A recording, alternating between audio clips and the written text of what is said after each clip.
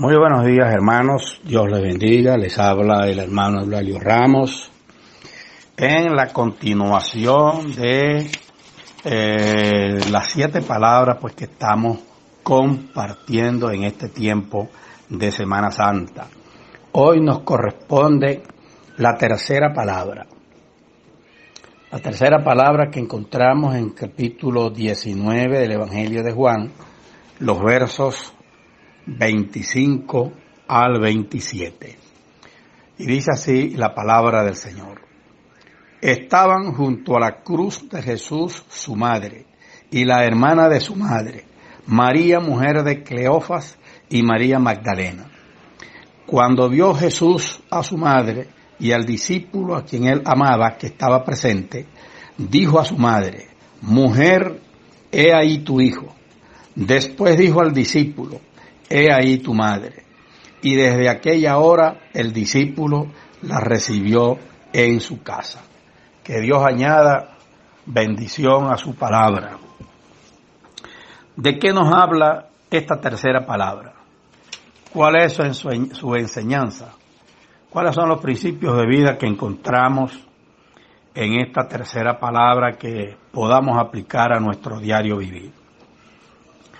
Bueno, antes de entrar a la exposición propiamente de la tercera palabra, nos referimos entonces al objetivo de estas reflexiones que estamos teniendo sobre las 7 palabras. Y el objetivo no es otro sino que comprender el verdadero significado de la muerte del Señor Jesucristo y la importancia de recibirlo como Salvador y Señor.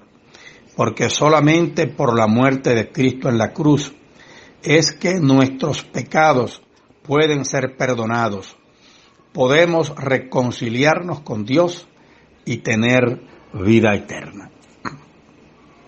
Esta tercera palabra, al igual que la anterior, se da en unos contextos muy particulares.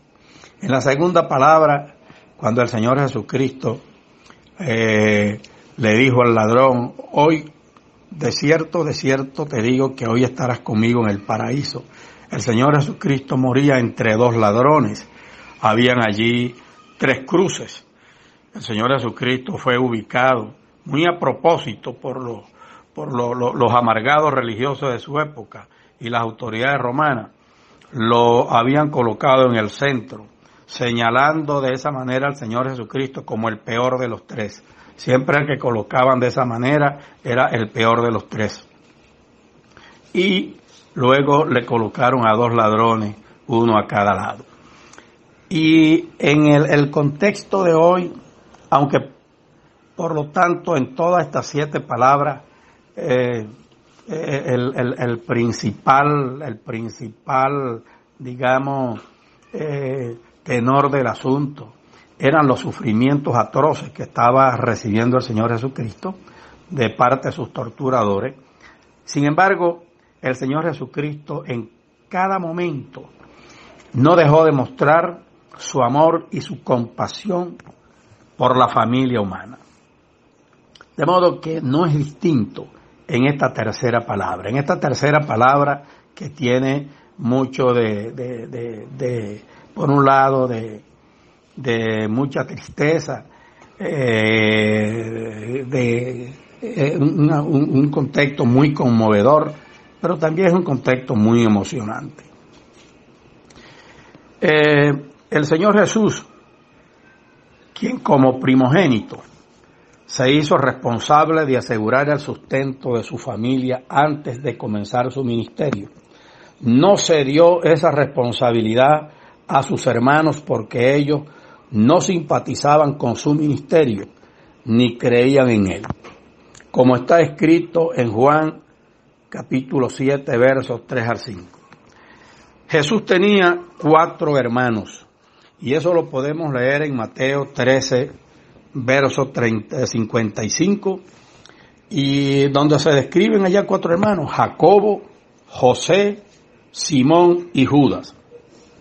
Jacobo, que es el mismo Santiago que escribió la epístola que lleva su nombre en el Nuevo Testamento y que luego se convertiría en el líder de la iglesia de Jerusalén. Y Judas, que también escribió la epístola que lleva su nombre.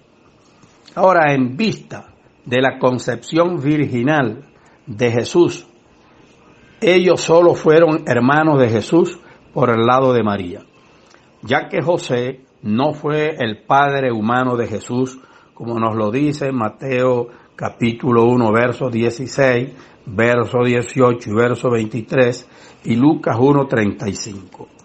Ellos no se convirtieron en seguidores de Jesús, sino hasta después de la resurrección del Señor, como lo vemos en Hechos capítulo 1, verso 14, y en 1 Corintios 15, 7. Vemos ahí entonces que mientras la mirada de Jesús recorría la multitud que le rodeaba, una figura llamó su atención. Al pie de la cruz estaba su madre, sostenida por el discípulo Juan. Ella no podía permanecer lejos de su hijo, y Juan, sabiendo que el fin se acercaba, la había traído de nuevo al lado de la cruz. En el momento de morir, Cristo recordó a su madre, mirando su rostro pesaroso, y luego a Juan le dijo: mujer, he ahí tu hijo. Y luego dijo a Juan: he ahí tu madre. Juan comprendió las palabras de Cristo y aceptó el cometido. Llevó a María a su casa y desde esa hora la cuidó tiernamente. Así el Salvador mostró su compasión y amor hacia su madre. En medio de todo su dolor físico y su angustia mental, tuvo un cuidado reflexivo para su madre.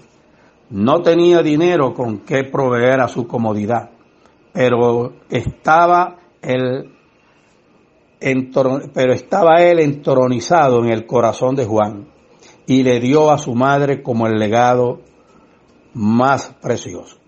Así le proveyó lo que más necesitaba, la tierna compasión de quien la amaba, porque ella amaba a Jesús, y al recibirla como un sagrado cometido, Juan recibía una gran bendición. Le recordaba constantemente a su amado Maestro. El perfecto amor filial de Cristo resplandece con su brillo siempre vivo a través de los siglos. Durante casi 30 años, Jesús había ayudado con su trabajo diario a llevar las cargas del hogar, y ahora, aún en su última agonía, se acordó de proveer para su madre, viuda y afligida. ¿Cuál es la enseñanza entonces para nosotros que tiene esta reflexión, esta palabra? Bueno, el mismo Espíritu se verá en todo discípulo de nuestro Señor.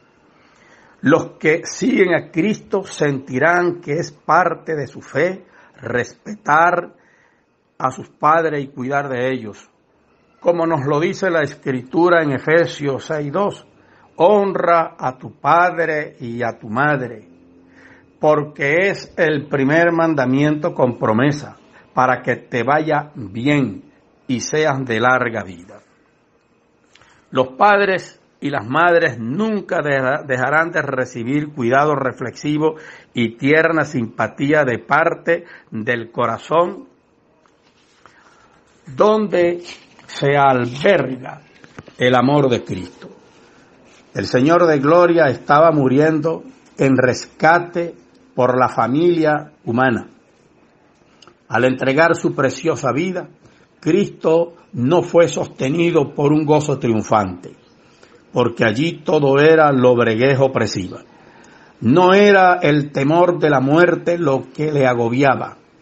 No era el dolor ni la ignominia de la cruz lo que le causaba agonía, pues Cristo era el príncipe de los dolientes, como está escrito que eres varón de dolores y experimentado en quebranto.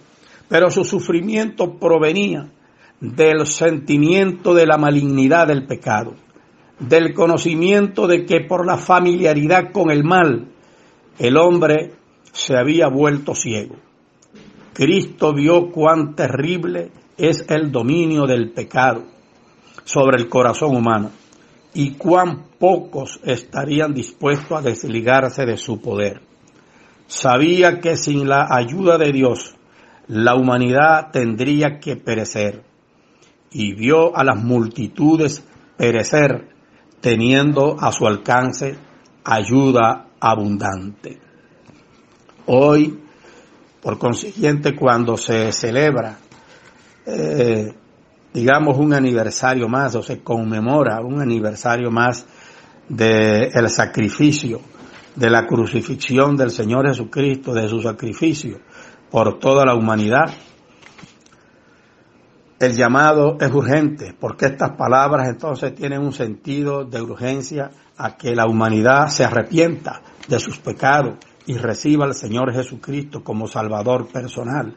Por eso cierro esta tercera palabra con las palabras que encontramos en 1 Timoteo 1:15.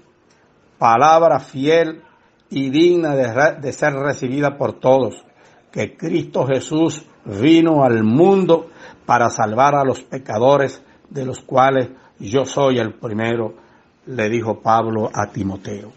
Que esta palabra pues pueda ser de ayuda, pueda iluminar los corazones de aquellos que aún no han recibido al Señor Jesucristo como Salvador personal, y vean que aún al Señor Jesucristo, cuando estaba padeciendo en la cruz, nunca dejó de mostrar su compasión y su amor por el hombre pecador. Dios les bendiga, y nos estaremos escuchando mañana, Dios mediante, con la cuarta palabra. Amén.